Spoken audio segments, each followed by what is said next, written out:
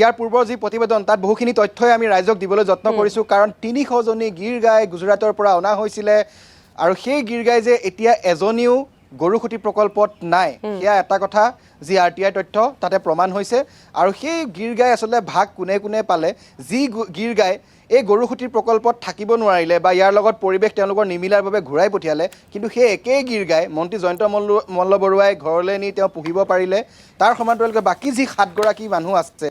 তেওঁলোকৰ ঘৰত কিন্তু আজিও সেই গিৰ গাই আছে গতিকে প্ৰসংগটো হৈছে যে গৰুক এনে কি কেৰুণ লাগিলে যে সেই ৩০০জনী গৰুৰ এজনীও গৰু গিৰ গাইত নাই কাৰণ ৰঙিয়া ষ্টেচনত ইতিমধ্যে সেই কথা সকলোৱে জানে ৯০জনী গৰু নমুৱা হৈছিলে তাৰ সমান্তৰালকৈ তেওঁলোকৰ যি তথ্য সেই তথ্যমতে 56জনী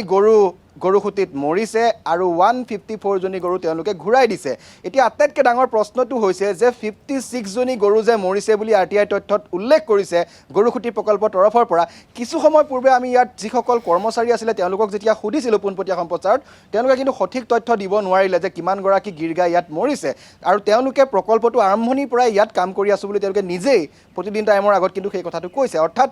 56জনী গৰু যি কাগজে কলমে মৰা দেখুৱাইছে সঁচাকৈ সেই 56জনী গৰু মৰিছিল নে সেই কথা কিন্তু আজি তাৰিখত এক ডাঙৰ ৰহস্য যদিহে চৰকাৰৰ সদিচ্ছা থাকে যদিহে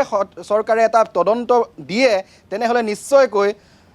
সেই উচ্চ পৰ্যায়ৰ তদন্তত সেই কথাটো ওলাব যে 56জনী গৰু সঁচাকৈ ইয়াত মৰিছিল নে নাই মৰা হয়তো ফৰেনচিকৰ টীম আহি যি কংকাল সেয়া খান্দি উদ্ধাৰ কৰিলেও ওলাব যে সেয়া গিৰ গাই কংকাল হয় নে নহয় তাতে 56টা কংকাল ওলাব নে নোলায় হয়তো সেই তেনেধৰণৰ যদি সেই পৰ্যায়লৈকে তদন্তটো যায় তেনেহ'লে নিশ্চয়কৈ এই কথাটো এক কথাৰ পোহৰলৈ আহিব বা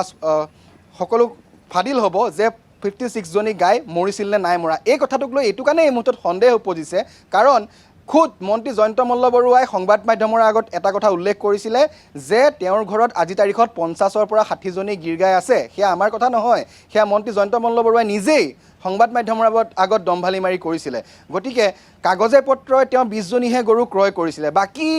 ২০ৰ পৰা যদি আপুনি চাই ৬০জনী গৰু ধৰি লৈছোঁ জয়ন্ত মল্ল বৰুৱাৰ ঘৰত আছে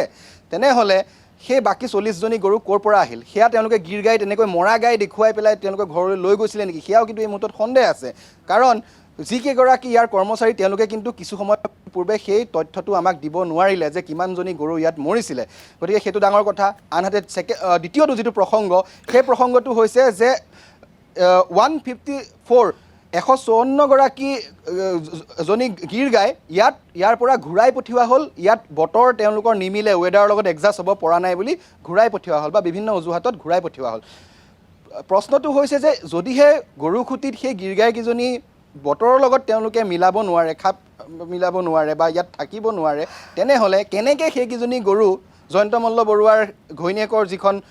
ফাৰ্ম আছে তাত তেওঁলোকে পুহিবলৈ সক্ষম হৈছে বাকী যি ৭গৰাকী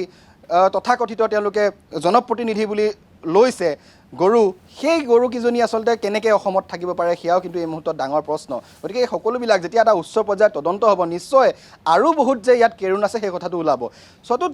তৃতীয়টো প্ৰসংগ যদি আমি কওঁ এই মুহূৰ্তত মোৰ পাছফালে থকা যিটো 2,40,00,000 টকাৰ গোহালি এই গোহালিটোক লৈ যথেষ্ট প্ৰশ্ন উঠিছে কাৰণ চৰকাৰী তথ্যমতে সেই কথাটো কোৱা হৈছে যে 2টা নে 3টা কিস্তিত এই গৰুখুটিৰ বাবে 2,40,00,000 টকা ব্যয় কৰি এই গোহালিকেইটা নিৰ্মাণ কৰা হৈছে আৰু আমি পুৱাই আহি দেখিছিলোঁ যিটো ছবি ইয়াত দেখিবলৈ পাইছোঁ কাৰণ গৰুৰ সংখ্যা ইয়াত যথেষ্ট সৰু পোৱালি যথেষ্ট আছে গাই গৰুতকৈও গতিকে জেগা কিছু ইয়াত ঠেক হৈছে তাৰ বাবে আৰু এটা গোহালি বনাই থকা হৈছে অৰ্থাৎ এই গোহালিটো 2,40,00,000 টকা ব্যয় কৰি বনোৱা হৈছে য'ত আপোনালোকে দেখিছে ওপৰত টিং আৰু যি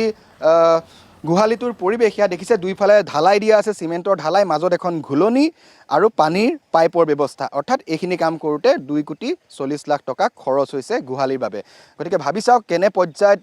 এক দুৰ্নীতি হৈছে গো মাতাৰ নামত যি গো মাতাক বিজেপি চৰকাৰে পূজা কৰে যি গো মাতাৰ নাম লৈ ৰাজনীতি কৰে বিজেপিয়ে সেই গো মাতাক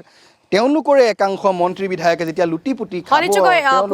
যিমান সময় বাগৰিছে এতিয়া সিমানেই গিৰ গাইৰ সংখ্যাক লৈ ন তথ্য পোহৰলৈ আহিছে নিত্য নতুন চাঞ্চল্যৰ সৃষ্টি হোৱা দেখিবলৈ পোৱা গৈছে এতিয়া গৰুখুটি প্ৰকল্পত কিমানজনী গিৰ গাই আছে বা সাধাৰণ গাই কিমান আছে সেই সন্দৰ্ভত একো তথ্যই স্পষ্ট হোৱা নাই কিন্তু কিয়নো আপুনি পূৰ্বৰ প্ৰতিবেদনত গোপালকসকলৰ মন্তব্য শুনাইছিল তেওঁলোকৰ স্পষ্ট ৰূপত একো তথ্য দাঙি ধৰিবলৈ সক্ষম নহ'ল ইয়াৰ পৰাই কিন্তু এটা কথা নিশ্চিত হৈ পৰিছে ইয়াত কিছু ৰহস্য কিন্তু লুকাই আছে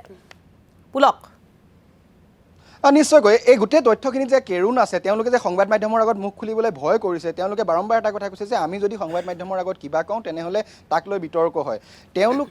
আমাৰ প্ৰশ্নটোৱেই হৈছিলে যে কেয়াৰটেকাৰ হিচাপে অৰ্থাৎ ইয়াত গৰু ৰখীয়া হিচাপে তেওঁলোক আছে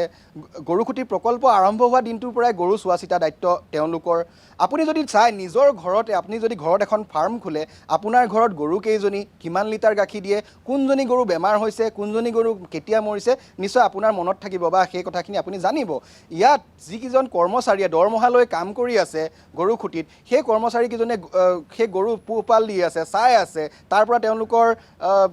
এটা ইনকাম চ'ৰ্চ হৈছে গতিকে সেই কৰ্মচাৰীকেইজনে কেনেকৈ সেয়া নাজানিব যে কিমানজনী গৰু মৰিছে কিমান লিটাৰ গাখীৰ উৎপাদন হয় কোনজনী গৰু কেতিয়া হয় পুলক আপোনাক এই মুহূৰ্তত ধন্যবাদ জ্ঞাপন কৰিছোঁ আমি পৰৱৰ্তী সময়ত আপোনাৰ কাষলৈ পুনৰবাৰ আহিম